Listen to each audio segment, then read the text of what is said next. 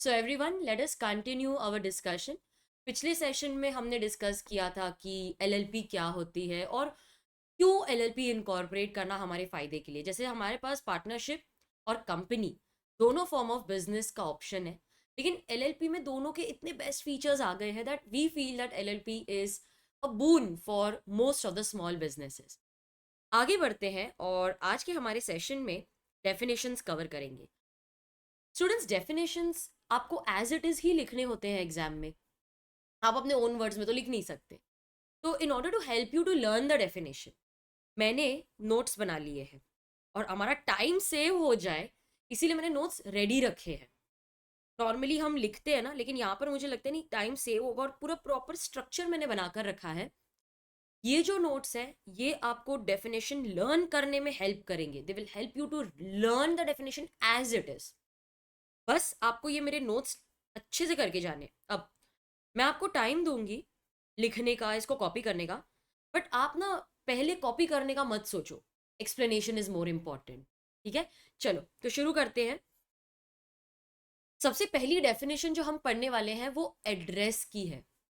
Address, हाँ, किसका address? Partner का एड्रेस, एलएलपी का एड्रेस, सप्लायर का एड्रेस, कस्टमर का एड्रेस। किसके एड्रेस की बात कर रहे हो? एड्रेस मतलब किसका एड्रेस है ये सवाल आता है कि नहीं? तो यहां पर उन्होंने देखो डेफिनेशन में ही लिखा हुआ है कि ये जो डेफिनेशन है वो किसके रिलेशन में है। एड्रेस यहां पर नहीं देखेंगे, नोट्स बनाए हैं भाई, वो देखो। In relation to a partner of LLP. अच्छा, तो ये पार्टनर के एड्रेस की बात कर रहे हैं।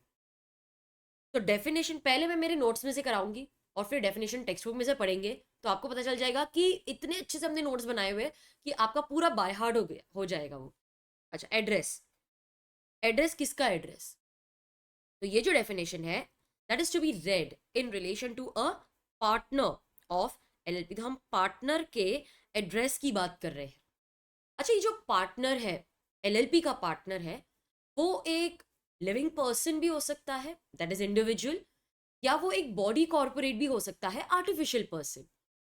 तो क्योंकि पार्टनर इंडिविजुअल या बॉडी कॉर्पोरेट दोनों हो सकता है, इसीलिए दोनों के एड्रेस के प्रोविजंस यहां पर आपको दिए हुए हैं। वंस अगेन, एड्रेस किसके पॉइंट ऑफ व्यू से है? Address is defined in relation to partner of LLP, मतलब पार्टनर के एड्रेस की बात हो रही है। पार्टनर कौन हो सकता है? एक इंडिविजुअल हो सकता है या फिर एक बॉडी कॉर्पोरेट भी हो सकता है। अगर आपका इंडिविजुअल पार्टनर है तो उसका एड्रेस मतलब जो उसका यूजुअल रेजिडेंशियल एड्रेस है। यूजुअल रेजिडेंशियल एड्रेस, मैम मेरा जो पार्टनर है ना इतना अमीर है, उसके मुंबई में ही 3 घर है। अब वो तीनों में तो नहीं रहता होगा, एक महीना इधर, दूसरा महीना इधर, तीसरा महीना उधर। तो उसका यूजुअल रेजिडेंशियल एड्रेस क्या है? यूजुअल मतलब वो कहाँ पर मोस्ट ऑफ द टाइम रहता है, या वो परमानेंटली कहाँ पर रहता है। 3 फ्लैट्स होंगे उसके, लेकिन वो यूजुअली कहाँ पर रहता है? That is the address of individual. अच्छा, अगर आपका पार्टनर बॉडी कॉर्पोरेट है, so address of its registered office. तो जब हम एड्रेस की बात करते हैं तो वो पार्टनर के एड्रेस की बात हो रही है। पार्टनर जो है वो इंडिविजुअल हो सकता है, बॉडी कॉर्पोरेट भी हो सकता है। इंडिविजुअल, उसका यूजुअल रेजिडेंशियल एड्रेस क्या है? बॉडी कॉर्पोरेट, उसके रजिस्टर्ड ऑफिस का एड्रेस क्या है? इतना सिंपल है कि नहीं? चार्ट बनाने से बहुत फर्क पड़ जाता है। अब आप वीडियो पॉज करके ये लिख लो, फिर हम टेक्स्ट बुक में से भी रीड कर लेते हैं। तो स्टेप बाय स्टेप करेंगे, एक एक डेफिनेशन को लेंगे, रीड करेंगे, हाईलाइट करेंगे, नोट्स बनाएंगे और आगे बढ़ेंगे। लिख लिया आपने? ठीक है, चलो अभी टेक्स्ट बुक में से भी पढ़ लेते हैं। कीवर्ड्स हाईलाइट करेंगे। In relation to a partner of LLP, तो ये डेफिनेशन किसके पॉइंट ऑफ व्यू से पढ़ रहे हैं हम? पार्टनर। पार्टनर इंडिविजुअल भी हो सकता है, बॉडी कॉर्पोरेट भी हो सकता है। अगर इंडिविजुअल की बात करें तो उसका यूजुअल रेजिडेंशियल एड्रेस जो है दैट इज द एड्रेस। अगर हम बॉडी कॉर्पोरेट की बात करें तो address of registered office. Alright, next definition देखते हैं। The next definition is of body corporate. हमने जब कंपनीज एक्ट की शुरुआत की थी तो उसमें डेफिनेशंस में ये सबसे पहले वाले ही डेफिनेशंस में था ना, बॉडी कॉर्पोरेट। मैम क्या हमको ये सेक्शन नंबर्स याद रखने हैं? आइडियली तो यस, लेकिन आपने नोटिस किया रहेगा कि मैं आपको बहुत ज़्यादा स्ट्रेस नहीं करती हूँ सेक्शन नंबर याद करो, सेक्शन नंबर याद करो। वेराज बहुत सारे प्रोफेसर आपको सेक्शन नंबर क्लास में बाय हार्ट करवा देते हैं, लेकिन वो तभी याद रहता है, बाद में शायद आपको याद रहे ना रहे। मैं स्टूडेंट्स को बहुत ज़्यादा स्ट्रेस नहीं करती, नहीं सेक्शन नंबर्स याद रखो, क्योंकि मुझे पता है टैक्स, इनडायरेक्ट टैक्स, लॉ, सबके सेक्शन नंबर्स होते हैं ना, तो थोड़ा मुश्किल हो जाता है। मैं हमेशा बोलती हूँ कंटेंट पे ध्यान दो। कंटेंट अगर परफेक्ट है, अगर आपका कंटेंट एक्यूरेटली, क्योंकि स्टूडेंट्स क्या है ना, डेफिनेशन सॉरी वो सेक्शन नंबर्स याद करने में इतने एनग्रॉस हो जाते हैं कि वो कंटेंट भूल ही जाते हैं, उसमें क्लैरिटी नहीं होती। मार्क्स तो इसी के मिलते हैं। सेक्शन का क्या है, आधा मार्क होगा उसके लिए, या शायद नहीं भी हो। तो कंटेंट हमेशा एक्यूरेट होना चाहिए आपका। बॉडी कॉर्पोरेट, बॉडी कॉर्पोरेट का एक लेमैन टर्म्स में अगर मैं आपको बोलूं, सिंपल टर्म्स में, मतलब कि जिसको लॉ नहीं पता, एक लेमैन टर्म्स में अगर मैं बात करूं, तो लेमैन टर्म्स में एक body corporate means an artificial person having separate legal status. ठीक है, एक आर्टिफिशियल पर्सन है ये, लेकिन वो डिस्टिंक्ट है। तो कॉर्पोरेट का मीनिंग क्या होता है? Corporate means it has a separate legal status. आपने उसको एक बॉडी दे दी, मतलब you have clothed it with legal personality. तो बॉडी कॉर्पोरेट एक सिंपल वर्ड्स में अगर मैं बोलूँ तो ये एक आर्टिफिशियल पर्सन है having separate legal identity of its own. LLP में कैसे इसको डिफाइन किया गया है देखो, बॉडी कॉर्पोरेट मीन्स, मैंने मीन्स वर्ड को क्यों हाईलाइट किया है, क्योंकि जब भी मीन्स वर्ड यूज किया जाता है तो वो एक्चुअली में उस वर्ड को डिफाइन करता है, उसका मीनिंग बता रहा है, तो बहुत ही स्पेसिफिक होता है ये। So body corporate means company defined in section 2 clause 20 of the companies act. तो body corporate it means, okay, वो मीनिंग बता रहा है company defined in section 2 clause 20, मतलब कहना है इसे company incorporated in India, doing business in India, वो एक बॉडी कॉर्पोरेट हो गई। बट इट ऑल्सो इंक्लूड्स, ये एक इंक्लूसिव डेफिनेशन हो गई, ये थोड़ी एग्जॉस्टिव होगी, मतलब इसमें और भी आ जाएगा। क्या आएगा? Company incorporated outside India. तो कैन आई से कि company incorporated in India, company incorporated outside India, ये दोनों बॉडी कॉर्पोरेट्स हैं।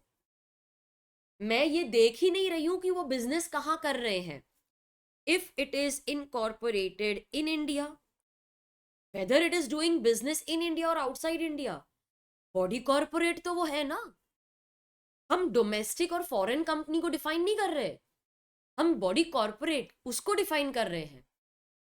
तो जब डोमेस्टिक कंपनी या फॉरेन कंपनी की बात होती है तो हम देखते हैं कि वो इनकॉर्पोरेटेड कहाँ है और वो बिजनेस कहाँ कर रही है। मैं तो सिर्फ एक बॉडी कॉर्पोरेट को डिफाइन कर रही हूँ। मीन्स एक ऐसी एंटिटी जिसकी अपनी खुद की पर्सनैलिटी है, जो सेपरेट लीगल स्टेटस के साथ आती है। तो it includes a company incorporated in India as well as a company incorporated outside India. तो कंपनी दोनों आ गए इसमें। It includes LLP registered under this act, मतलब ऐसी एलएलपी जो इंडिया में रजिस्टर की गई है under the LLP act 2008। It also includes LLP incorporated outside India. अब यहां पर इनकॉर्पोरेटेड अंडर दिस एक्ट का मीनिंग है इनकॉर्पोरेटेड इन इंडिया। तो वैसा क्यों नहीं लिखा, ये वर्ड्स ऐसे हैं एक्ट के, तो मैंने भी वही लिखा है यहां पर। तो body corporate means a company defined under section 2 clause 20 of the companies act. It includes a body corporate, it includes a company incorporated outside India. तो in India outside India दोनों आ जाएगा। It also includes LLP registered under this act and also LLP incorporated outside India. But it does not include, तो क्या excluded है यहां से? What is not included? It does not include a corporation sole. Corporation sole का meaning क्या होता है? मतलब उसमें एक ही पर्सन होता है। मैंने ना इसकी एक बहुत ही अच्छी डेफिनेशन आपके लिए लिखी हुई है, ये आप बाद में कॉपी कर लेना। कॉर्पोरेशन सोल एक लीगल एंटिटी है, मतलब सेपरेट डिस्टिंक्ट स्टेटस के साथ आती है, consisting of a single incorporated office occupied by a single natural person. तो वो एक ही सिंगल इनकॉर्पोरेटेड ऑफिस है, ऑक्यूपाइड बाय अ नेचुरल मतलब लिविंग पर्सन, मैन वुमन, बस एक ही पर्सन है जो वो ऑफिस संभाल रहा है।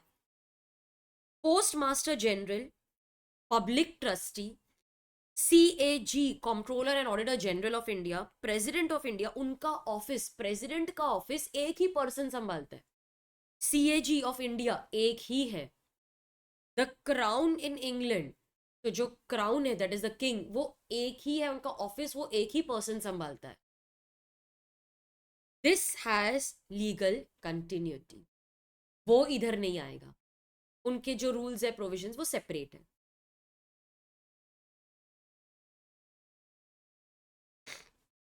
It does not include cooperative society. अभी कोऑपरेटिव सोसाइटी जैसे आपकी हाउसिंग कोऑपरेटिव सोसाइटी है, वहां पर लोग साथ में रहते हैं, तो कोऑपरेट मतलब एक साथ रहना, है कि नहीं? आप बोलते हो ना आपकी फ्रेंड को, अरे मेरे साथ कोऑपरेट तो कर, मतलब मेरा साथ दे। तो कोऑपरेटिव सोसाइटी क्या होता है? कई लोग साथ में रहते हैं, बट क्या वो अलग अलग विचारों से रहते हैं? नहीं, वो सेम सोचते हैं, इसीलिए वो साथ में है। हाउसिंग सोसाइटी में वो एक साथ रहना चाहते हैं, इसीलिए वो एक हाउसिंग कोऑपरेटिव सोसाइटी है। कोऑपरेटिव मतलब एक साथ रहना, आई मीन एक साथ कोई कॉमन ऑब्जेक्ट के साथ रहना। तो it does not include a cooperative society. Cooperative आप लिख सकते हो इसका मीनिंग, मैं जस्ट ओरली बोल देती हूँ, एसोसिएशन फॉर कॉमन पर्पस। चल लिखना है, मैं लिख दूं फिर आप कॉपी कर लोगे? Okay, that's fine. So you can write it as association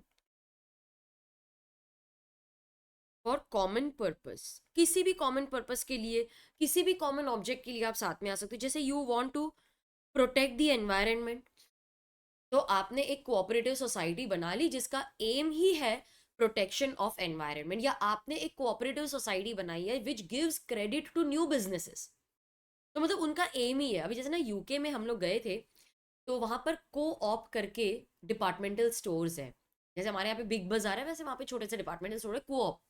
तो वो जो लोग हैं, जो जो वो कोऑप को ओन करते हैं, वो मेंबर्स हैं।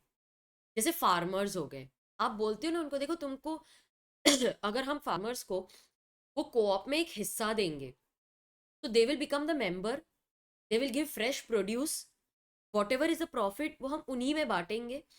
तो ये जो कोऑप है, it is owned by the members and it is managed for the benefit of members only. तो ये cooperative society is basically an association for common purpose, तो वो बॉडी कॉर्पोरेट की डेफिनेशन में इंक्लूडेड नहीं है। It also does not include any other body corporate other than company defined under section 2 clause 20, क्योंकि वो तो बॉडी कॉर्पोरेट की डेफिनेशन में आ ही रहा है। Any other body corporate, it does not include any other LLP as defined under this act, which the central government may by notification in the official gazette specify। तो इसको एक summarise करूं अगर मैं, corporation sole LLP, sorry corporation sole body corporate की definition में नहीं आएगा। Cooperative society is not a body corporate.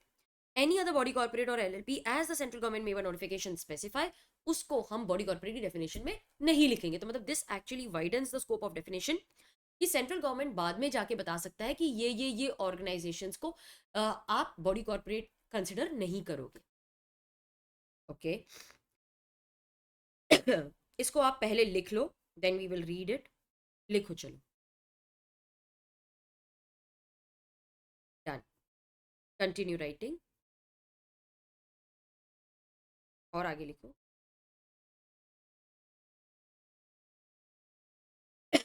चलो इसको रीड कर लेते हैं।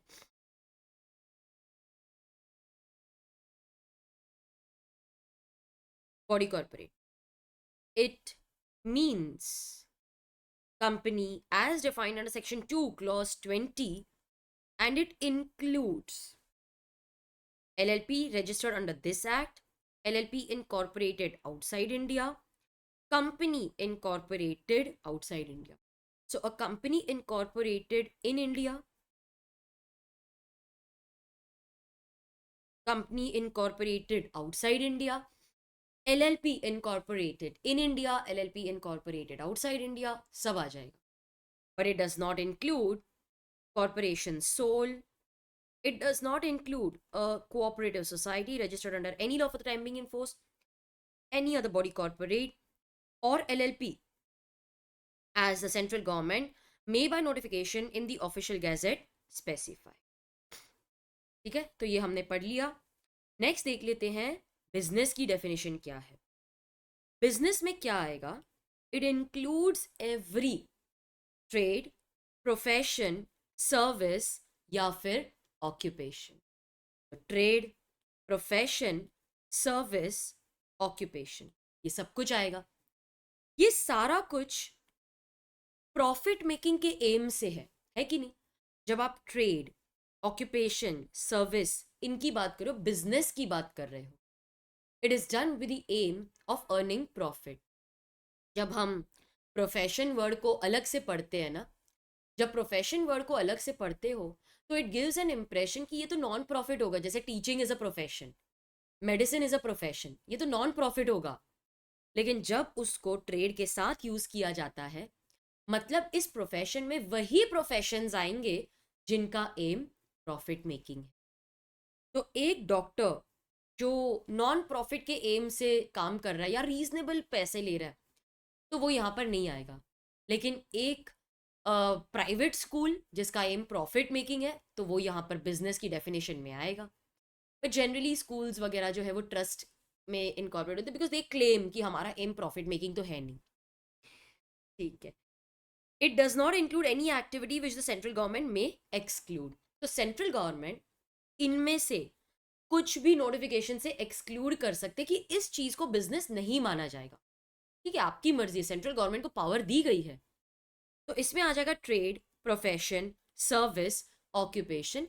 एंड सेंट्रल गवर्नमेंट के पास पावर दी गई है कि आप इनमें से कोई भी एक्टिविटी को, मतलब बोलेंगे कि इस तरीके का ट्रेड बिजनेस की डेफिनेशन में नहीं आएगा. ठीक है, तो कोई भी एक्टिविटी को आप इनमें से एक्सक्लूड कर सकते हो. बिजनेस लिख लो, फिर रीड कर लेते हैं. ये नोट्स की वजह से स्टूडेंट्स आपका काम बहुत इजी हो गया है. आपने नोटिस किया कितनी स्पीड से और कितने एफर्टलेसली, एकदम फ्लो में हम पूरा चैप्टर पढ़ रहे हैं. बिजनेस रीड कर लेते हैं अभी. Business includes, it's an inclusive definition.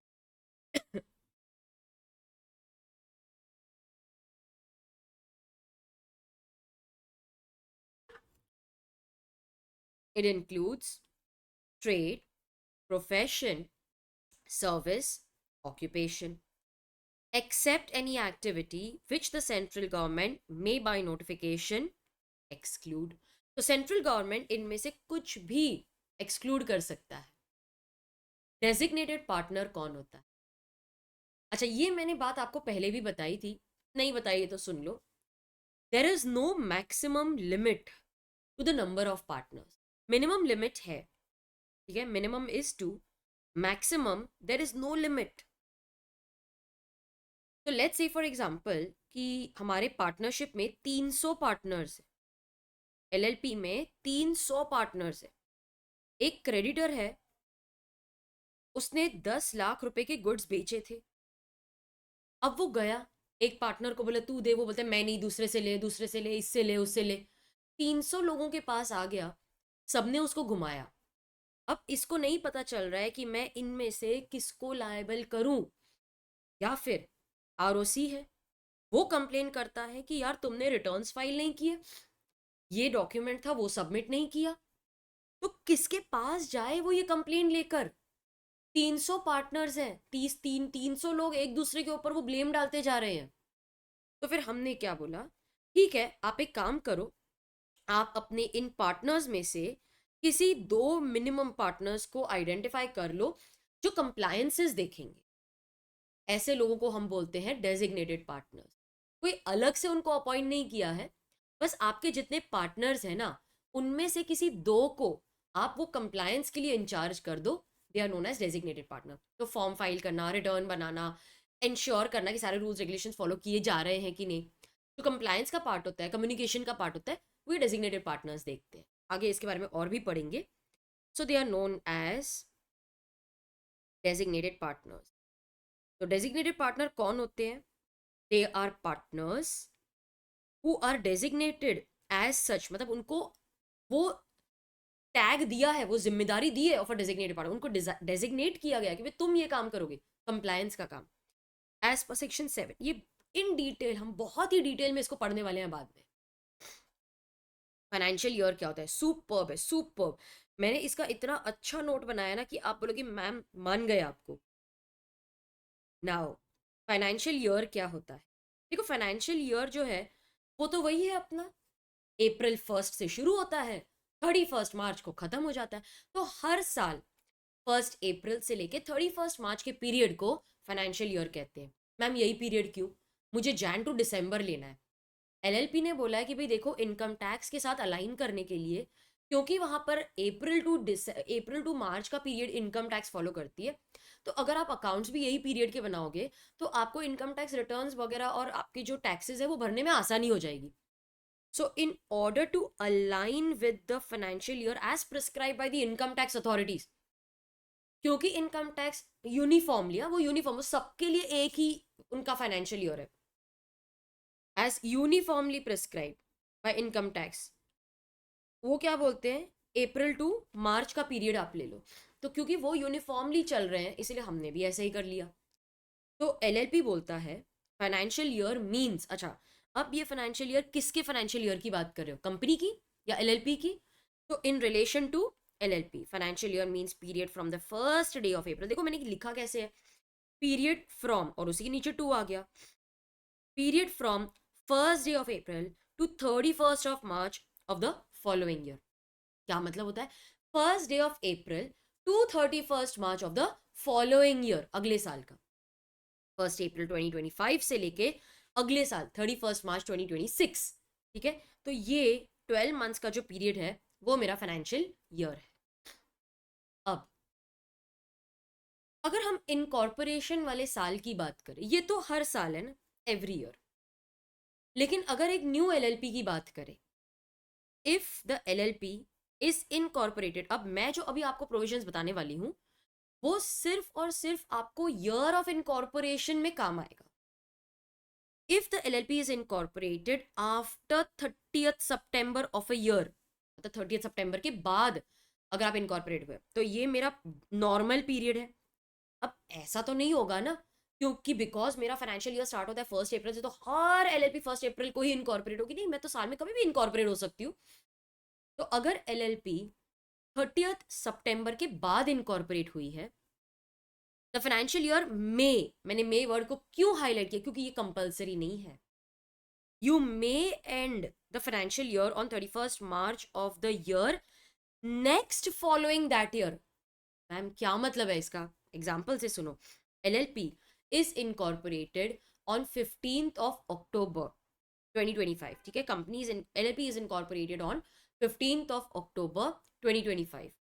तो क्योंकि 15 ऑफ अक्टूबर को इनकॉर्पोरेट हुई है, तो मेरा फाइनेंशियल ईयर तो इसी से स्टार्ट होगा ना, जब हम इनकॉर्पोरेट होते हैं हम बुक्स उसी डे से मेंटेन करेंगे ना।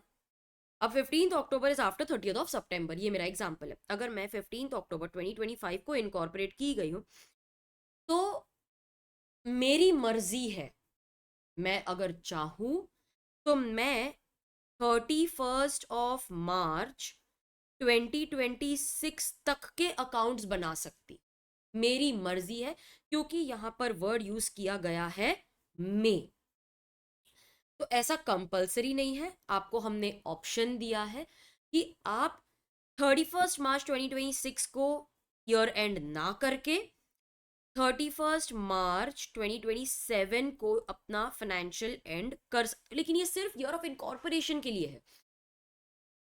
तो वो मे वर्ड क्या बोलता है, मे वर्ड ये बोलता है कि देखो अगर आपको वो नॉर्मल पीरियड फॉलो करना है कि भाई 31 मार्च आ गया, मेरा ईयर एंड हो गया, भले 12 महीने से कम का पीरियड है, ये सिर्फ ईयर ऑफ इनकॉर्पोरेशन है ना, तो इतने महीनों के अकाउंट्स तो मैं बना सकती हूँ, ऑलमोस्ट ऑलमोस्ट 6 मंथ्स तो आ रहा है। लेकिन अगर आप चाहो तो इस डेट पे आप फाइनेंशियल ईयर एंड ना करके you may and the financial year in the next following that year, मतलब 31 मार्च 2027। मे वर्ड यूज करने से वो ये बताना चाहते हैं कि ये ऑप्शनल है। ठीक है, अब एक और एग्जाम्पल कर लेते हैं। मेरी एलएलपी इनकॉर्पोरेट की गई थी on 2 January 2026। This is after 30 September of that financial year. अब मेरी मर्जी है, मैं चाहूं तो मैं 31 मार्च 2026 को अकाउंट्स बना सकती हूँ। बट क्या आपको लगता है कि कोई सिर्फ इतने 3 महीने के लिए अपने फाइनेंशियल्स बनाएगा? People will not even be ready with their accounting. तो इसीलिए हमने बोला यार लॉजिकली सोचो, हर कंपनी अक्टूबर नवंबर महीने में थोड़ी ना इनकॉर्पोरेट होगी। अरे ऐसा भी तो हो सकता है कि मेरी कंपनी, मेरी जो एलएलपी है वो इनकॉर्पोरेट हुई थी ऑन 1 मार्च। अब आप बोलते हो कि 1 महीने में अकाउंट बनाओ, तुम्हारी मर्जी है, कौन करेगा ये? तो हमको बहुत सारे ऑप्शंस ओपन रखने हैं। तो हमने बोला देखो, 3 महीने के लिए कोई अकाउंट्स बनाता नहीं है, और तुमको बनाना है तो कर लो, हम तुमको ना नहीं बोलने वाले। पर आप सोचो कोई ट्रांजैक्शन ही नहीं होगा, अभी तो एलएलपी इनकॉर्पोरेट हुई है, तो हम आपको एक और ऑप्शन देते हैं।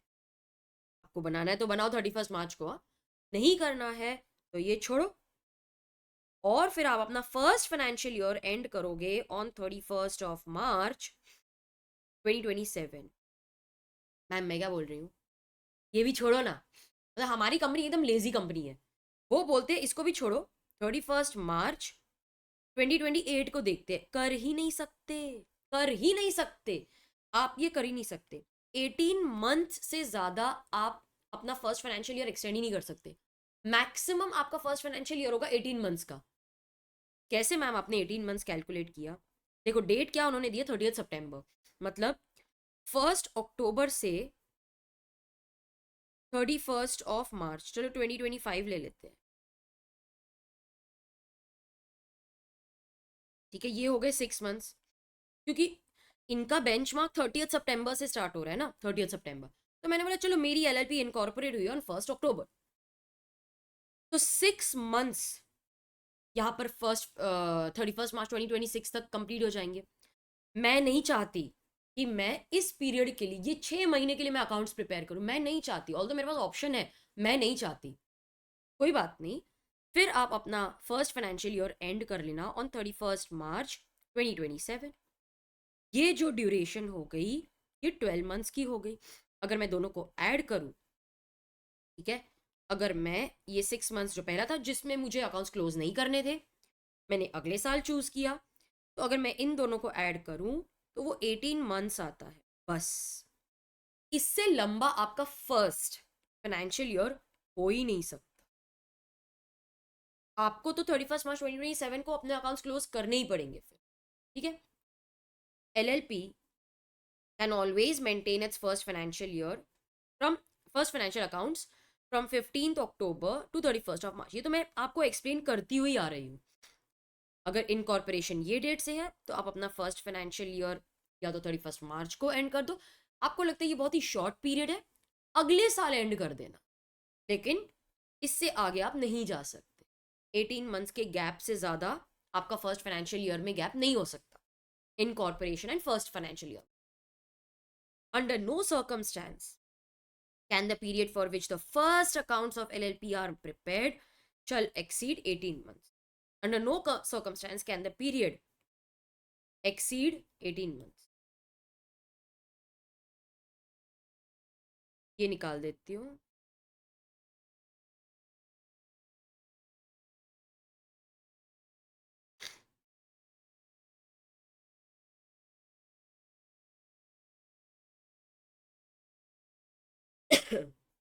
थोड़ी इंग्लिश करेक्ट हाईलाइट कर लेते हैं फिर से। वेरी बैड कोल्ड रही है। चलो, अब आपके लिए सवाल है, ठीक है, अच्छे से सोच समझ के आंसर देना। LLP इज इनकॉर्पोरेटेड ऑन 7 जून, तो इनका फर्स्ट फाइनेंशियल ईयर कब खत्म होगा? 31 मार्च, रेड ग्रीन में आंसर लिखती चलो, 31 मार्च 2026। The incorporation was on 30 September. First financial year कब कंप्लीट होगा? 31 मार्च 2026, क्योंकि 30 सितंबर है। उसके बाद 1 अक्टूबर को मैंने इनकॉर्पोरेशन किया, तो भाई आपकी मर्जी है, 31 मार्च 2026 को आपको इनकॉर्पोरेशन सॉरी आपको फर्स्ट फाइनेंशियल ईयर एंड करना है, या फिर 2027 31 मार्च 2027। क्या मैं 2028 तक जा सकती हूँ? नहीं। 1 जैन 2026 को इनकॉर्पोरेशन हुआ था, तो आप एंड कर लो 31 मार्च 2026, जो मुझे नहीं लगता कोई करेगा। सब लोग 2027 में, अरे 3 महीने के लिए कौन अपना अकाउंट्स क्लोज करेगा ना, नहीं पॉसिबल है। तो ये अभी लिख लो।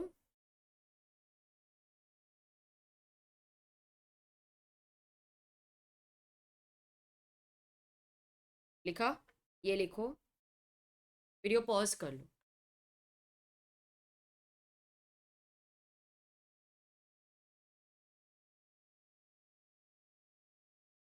Right this,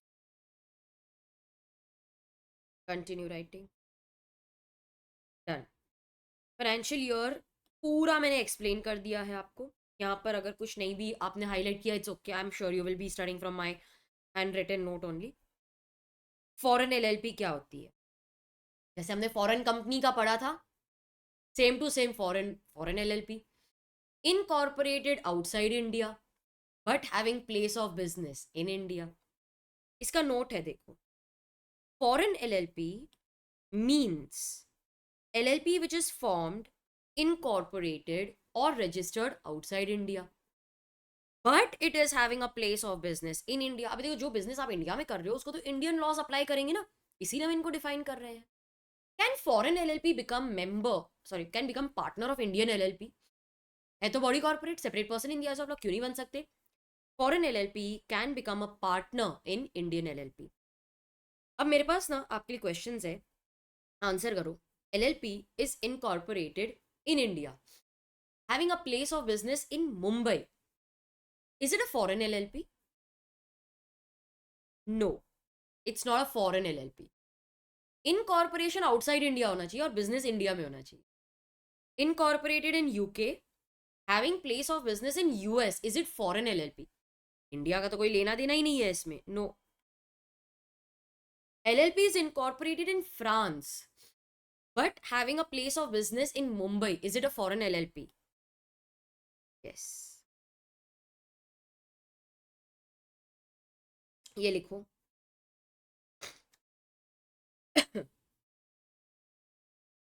done, okay, read कर लेते हैं। Foreign LLP means LLP which is formed, incorporated, register. मैं इसको ना अलग दो पार्ट्स है तो दोनों को हाईलाइट कर दी हूँ। It is formed, incorporated, registered outside India, but which has established a place of business in India. Incorporation भले ही आउटसाइड इंडिया है, लेकिन जो प्लेस ऑफ बिजनेस है वो इंडिया में है। Foreign LLP can become partner of Indian LLP because foreign LLP is a separate person in the eyes of law. It is a body corporate. It is capable of contracting.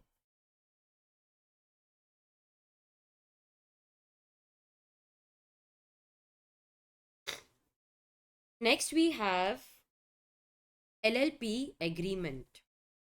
अब बहुत interesting है ये देखो। Now LLP में flexibility है ना। Flexibility कैसे आती है? आपने LLP एग्रीमेंट बनाई है ना। अब LLP एग्रीमेंट की डेफिनेशन में क्या आएगा? पहले तो मुझे रिटर्न अग्रीमेंट चाहिए, ओरल नहीं चलेगा। रिटर्न एग्रीमेंट, जैसे पार्टनरशिप डीड ओरल चलता था, रिटर्न चाहिए। एक रिटर्न अग्रीमेंट किन के बीच में? अगर पार्टनर्स ने आपस में कोई अग्रीमेंट बना ली तो उसको हम LLP एग्रीमेंट मान सकते हैं। तो XYZ ने अग्रीमेंट बना ली, या फिर XYZ ने LLP के साथ अग्रीमेंट बनाई है। LLP है तो सेपरेट पर्सन ना in the eyes of law.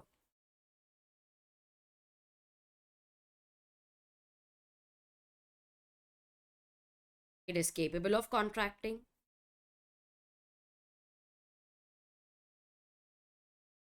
तो पार्टनर्स ने LLP के साथ मिलकर अग्रीमेंट बनाई तो वो भी LLP एग्रीमेंट मान सकते हो। तो या तो पार्टनर्स ने सिर्फ आपस में कोई एग्रीमेंट बनाई है, या फिर पार्टनर्स ने एलएलपी के साथ मिलकर कोई एग्रीमेंट बनाई है, they both can be considered as, मतलब या ये या वो, they can be considered as LLP. अच्छा, इसमें लिखा क्या होता है? Mutual rights and duties of the partners. तुम्हारी इंडिविजुअल राइट्स ड्यूटीज क्या है? Duties in relation to LLP, LLP के फेवर में तुम्हारी क्या ड्यूटीज है? मैम मेरा ना एलएलपी अग्रीमेंट ही नहीं है, तो फर्स्ट शेड्यूल अप्लाई हो जाएगा ना, हमने पढ़ा था लास्ट टाइम। तो this defines the mutual rights and duties of the partners and rights and duties of partners in relation to LLP. क्योंकि आप आखिर में जो भी काम कर रहे हो वो एलएलपी के लिए ही कर रहे हो ना। ये लिखो, राइट दिस। एलएलपी एग्रीमेंट क्या होती है? इट मीन्स सबसे पहले तो रिटन अग्रीमेंट, तो ये मेरा पहला कीवर्ड हो गया। It is a written agreement. किसके बीच में?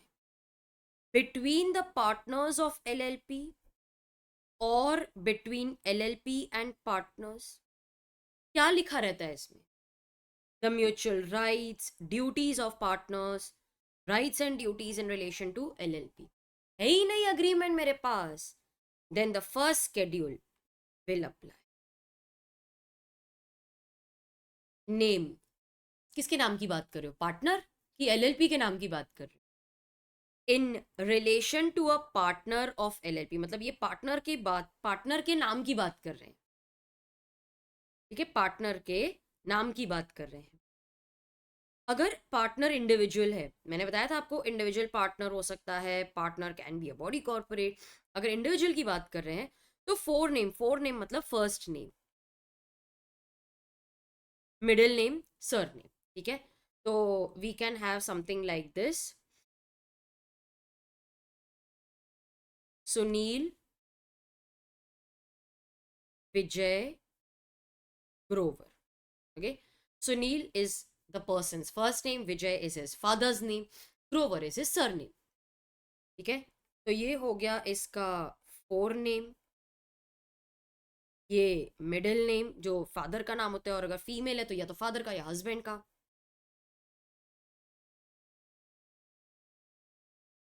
और ग्रोवर उसका सरनेम हो गया। बॉडी कॉर्पोरेट, उसका तो रजिस्टर्ड नेम ही उसका नाम होगा ना, इजी है ये। पार्टनर कौन है भाई? जो पार्टनर एलएलपी अग्रीमेंट के हिसाब से, जिसका नाम लिखा हुआ है एलएलपी अग्रीमेंट में, वही पार्टनर है। अभी आगे डिस्कस करेंगे इसको और डिटेल में, अभी नहीं करते। रजिस्ट्रार कौन है? रजिस्ट्रार, ROC, रजिस्ट्रार जो अपॉइंट किया जाता है by the central government, person appointed by the central government. तो अपॉइंट कौन करता है ROC को? Central government. क्या अपॉइंट किया? या तो उसको मैंने रजिस्ट्रार अपॉइंट किया, या एडिशनल रजिस्ट्रार, या joint registrar, deputy registrar, assistant registrar, either for the purpose of this act और for the companies act. Ma'am companies act क्या कर रहा है यहाँ पर? अगर यहाँ के कोई प्रोविजंस है नहीं तो कंपनीज एक्ट के प्रोविजंस इधर अप्लाई कर देंगे। ठीक है, तो अगर एलएलपी में कुछ भी नहीं लिखा है, कंपनीज एक्ट का जो मीनिंग है, टर्म्स का, वर्ड्स का, प्रोविजंस है, वो इधर अप्लाई हो जाएंगे।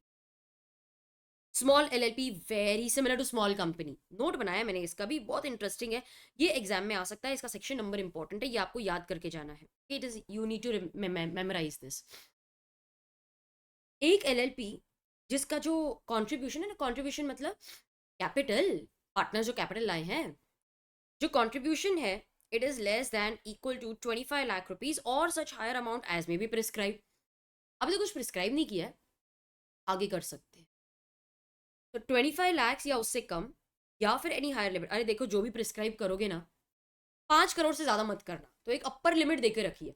कुछ भी प्रिस्क्राइब कर लो, 50 लाख, 1 करोड़, 2 करोड़, 5 करोड़ से कम मत करना। जैसे स्मॉल कंपनी में भी बाद में उन्होंने हायर लिमिट प्रिस्क्राइब किया ना। अच्छा, टर्नओवर जिसका एज पर the statement of accounts and solvency, ये हम देखेंगे आगे क्या होता है, for immediately preceding financial year is either less than और इक्वल टू 40 lakhs और higher limit as may be prescribe. अब तक कुछ प्रिस्क्राइब किया नहीं है, लेकिन वो कर सकते हैं। जो भी प्रिस्क्राइब करोगे 50 करोड़ से ज्यादा मत करना। तो इनको थोड़े से कम कंप्लायंसेस एप्लीकेबल होंगे, इनको थोड़े से बेनिफिट्स मिलेंगे जैसे स्मॉल कंपनी को मिलता है। तो आपकी एलएलपी जिसका contribution of all the partners is less than or equal to 25 lakhs or any higher limit as they may prescribe later, जो भी लिमिट प्रेस्क्राइब करोगे 5 करोड़ से कम मत कर, 5 करोड़ से ज्यादा मत करना। एंड योर टर्नओवर, ये एंड वर्ड जो मैंने यहाँ पर बॉक्स में लिखा है, ये एक डुअल रिक्वायरमेंट है, मतलब दोनों कंट्रीब्यूशन और टर्नओवर दोनों ये लिमिट के अंदर होंगे तो स्मॉल एलएलपी का आपको स्टेटस मिलेगा। टर्नओवर आपका 40 लाख या उससे कम है या कोई हायर लिमिट एज में बी प्रिस्क्राइब। तो कल को आगे जाके हम, नहीं, अगर आपका टर्नओवर 1 करोड़ से कम है, 2 करोड़ से कम है, 10 करोड़ से कम है, तो इस लिमिट को हम बाद में बढ़ा सकते हैं, मतलब और ज्यादा एलएलपीज को स्मॉल एलएलपी का बेनिफिट दे सकते हैं। लेकिन अब तक तो कुछ किया नहीं है, नया प्रोविजन है, दैट इज स्मॉल एलएलपी। लिखो, लिख लिया। तो स्मॉल एलएलपी मैंने ये पूरा आपको उस चार्ट से एक्सप्लेन कर दिया है। Contribution does not exceed 25 lakh और any higher limit that they may prescribe, जो भी करोगे 5 करोड़ से ज्यादा मत करना। टर्नओवर, एंड वर्ड को हाईलाइट करो because it is a dual requirement. Turnover as per the statement of accounts and solvency does not exceed 40 lakhs or a higher limit as may be prescribed, या फिर और भी कुछ terms हैं जो हम बाद में प्रेस्क्राइब कर सकते हैं। तो students, these were the definitions of LLP. I hope आपको अच्छे से समझ में आ गया होगा। लेक्चर बहुत ही स्मूथ था क्योंकि मैंने सारे चार्ट्स वगैरह आपके लिए बना के रखे थे। अगले सेशन में हम डिस्कस करेंगे partners and designated partners. I will see you there.